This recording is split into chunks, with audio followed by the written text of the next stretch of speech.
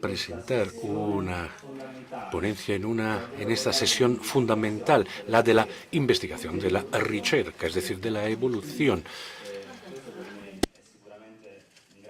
Este para mí es un gran honor, desde luego.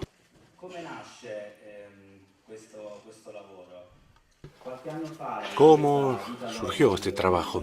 La doctora Rita Loregan, a la hora de organizar un máster universitario en RPG, me involucró porque quería que las tesis finales del máster fueran trabajos metodológicamente más limpios, aseados, más apreciables, como puedo decir.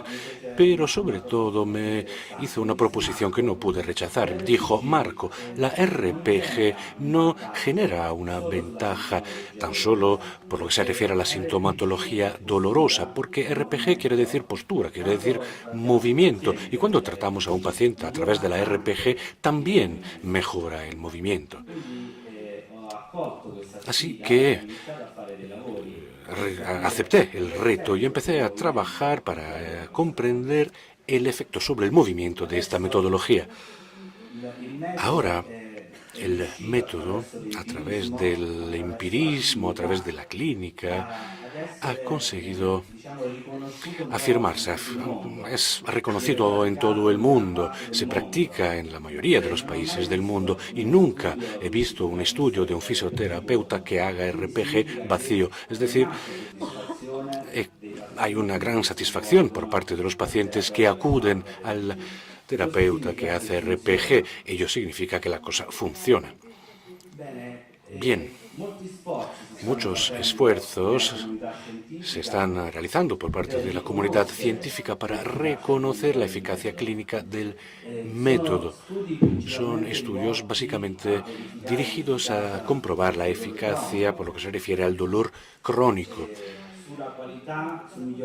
Se hablan o estudian la mejora de la calidad de vida después de un tratamiento de RPG. Pero ello no para dividir, digamos, la literatura que se hará después, ni para adelantar lo que va a decir el profesor Pilastrini, sino que lo que quería era empezar por estos estudios, porque una dificultad con la que me he encontrado a la hora de estudiar la literatura es que no queda muy claro por qué funciona la RPG, es decir, cuál es la plausibilidad biológica que está detrás de la eficacia del método. ¿Por qué no queda claro? Pues porque en realidad la RPG trabaja en un contexto muy complejo. El contexto del sistema tónico-postural, es decir, actúa en circunstancias estáticas, pero también en circunstancias dinámicas, porque la acción del método tiene un efecto importante sobre el sistema propioceptivo, la interfaz del método, que es el aparato musculoesquelético. Pero las estructuras que se ocupan del mantenimiento de la postura y del equilibrio son otras. Ya lo vimos con el doctor Rubén. El sistema postural, el sistema del equilibrio necesitan informaciones visuales, propioceptivas y vestibulares, por lo menos. Sobre el sistema propioceptivo ya se saben muchas cosas. Desde luego, facilita informaciones importantes sobre la postura, la posición del cuerpo, el movimiento del mismo, sobre la fuerza, a nivel estático y dinámico. Pero en realidad las informaciones están siempre cruzadas entre sí. El sistema vestibular, el sistema visual y el propioceptivo siempre interactúan entre ellos constantemente, porque la interacción entre estas informaciones es la que nos da el reflejo vestíbulo espinal, el reflejo que nos permite modular el tono de los músculos antigravitarios. Pero, ¿cuánta información vestibular debo utilizar en un momento determinado?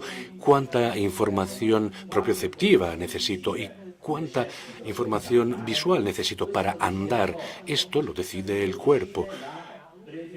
la preferencialidad receptorial del sistema, del equilibrio y de la postura. Así pues, para entender cómo funciona la RPG, debo dirigirme al cerebro, debo estudiar el sistema nervioso central. Debo estudiar un sistema mucho más complejo. Porque estas informaciones constantes son constantemente moduladas en toda fase de mi actividad dinámica. En cada segundo puedo utilizar una información diferente dependiendo de lo que estoy haciendo.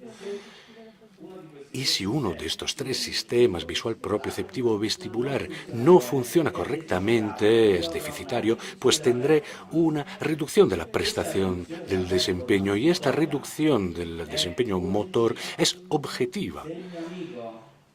Si un amigo me da un golpe en el hombro, pero yo tengo una alteración del reflejo vestíbulo-espinal, es decir, de la integración de los sistemas, yo hoy, cuando me dan un golpe aquí en este hombro, pues sufro un trastorno del equilibrio. Si mañana el mismo amigo me da el mismo golpe, tengo un trastorno del equilibrio. Es objetivo, no varía la cosa.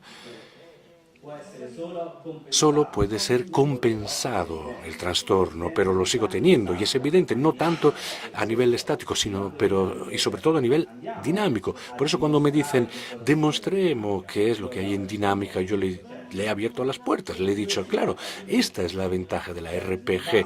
No es suficiente con eliminar el dolor. Debo mejorar tu calidad de vida dinámica, tu prestación motora, tu prestación deportiva, para darte una ventaja. Pues bien, para estudiar qué es lo que hace la RPG, debo acudir al cerebro, debo fijarme en el nivel cortical. ¿Cómo puedo ver qué es lo que pasa en el cerebro? El método más fácil y menos invasivo es la estimulación magnética transcraneal. Aplico un impulso y registro periféricamente lo que pasa. Pero puedo hacer algo aún más importante. Doy una estimulación magnética periférica y registro a nivel cortical qué es lo que pasa. Pues bien, la doble estimulación magnética y estimulación del nervio mediano provoca un incremento de la comunicación entre los córtex, es decir, un fenómeno de plasticidad, y esto está demostrado. ¿Cómo puedo entender qué hace la RPG? Puedo hacer una prueba muy sencilla. Cojo una persona, hago la estimulación magnética, la estimulación periférica y compruebo hasta qué punto se excita el córtex. Luego, a estos mismos sujetos, al cabo de una semana, les someto a una sesión de RPG con la participación de un fisioterapeuta que ha cursado un máster de RPG, y vuelvo a medir lo que pasa en todos ellos. Bueno, pues es algo muy interesante. Puedo registrar la actividad de algunos músculos porque son los que tienen la representación cortical más superficial. Me fijo en el interóseo, en el primer interóseo y el abductor del pulgar.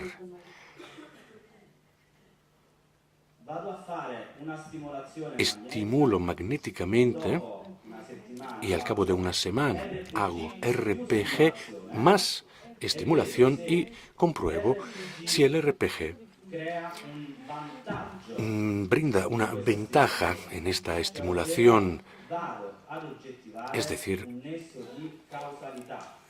doy carácter objetivo a una relación causa y efecto. Si después de la RPG esta excitación aumenta, eso significa que el sistema nervioso ha sufrido una excitación gracias al método que he utilizado.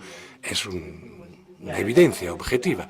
Fíjense en esta gráfica. Estos son los dos músculos considerados. Esta es la primera estimulación Y según el protocolo científicamente reconocido, la estimulación se repite a los 15 minutos.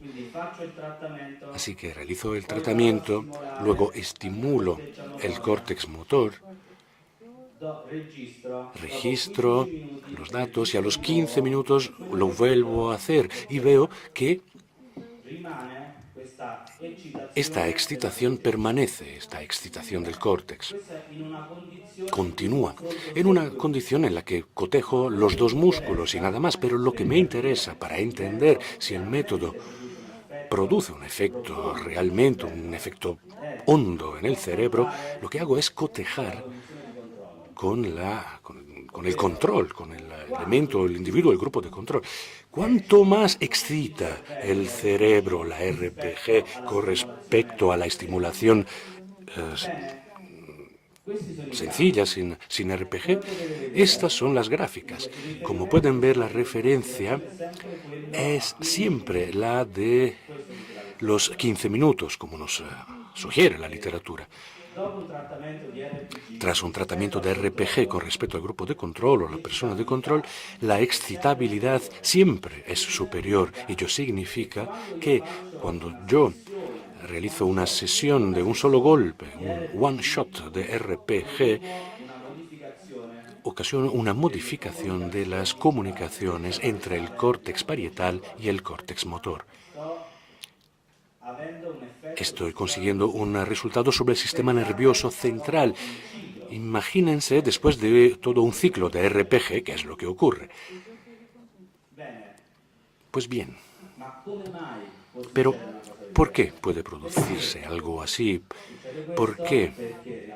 Pues porque en realidad los tejidos que padecen un problema, una disfunción o una lesión, con el paso del tiempo se vuelven crónicos, hacen que la información sea crónica y crean una sensitización. La sensitización de este estímulo periférico actúa a nivel del sistema nervioso central. Por ello, cuando realizo un tratamiento de RPG en un paciente con un dolor crónico, que puede ser un dolor de espalda, un dolor de cabeza, entonces consigo una ventaja porque actúo sobre la sensitización. Hago saltar un esquema, rompo un esquema. Aquí Rubén tiene razón.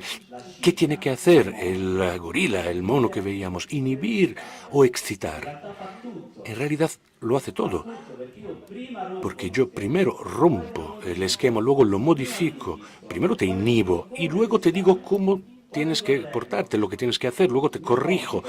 Mi tarea es la de facilitar tu salud a través de unos esquemas de inhibición y luego de excitación. Es lo que pasa. Muy bien, veamos las conclusiones. ¿Cuáles son los límites de este estudio? Desde luego, la muestra reducida, pero en neurofisiología este número puede incluso ser aceptable. Esta muestra, cuantitativamente. Un grupo de control, 10 personas, las mismas que se someten a terapia manual. Y luego un seguimiento, porque es importante porque, a ver, ¿dentro de cuánto tiempo voy a revisar? ¿Cuánto tiempo tiene que pasar entre una sesión y la siguiente? ¿Una semana? ¿15 días? ¿Un mes? No lo sé. ¿Cuánto tiempo, pues? Así que debería comprobar el efecto de mi sesión de RPG y ver cuánto tiempo dura, durante cuánto tiempo continúa. Es una forma posible para seguir adelante con el estudio.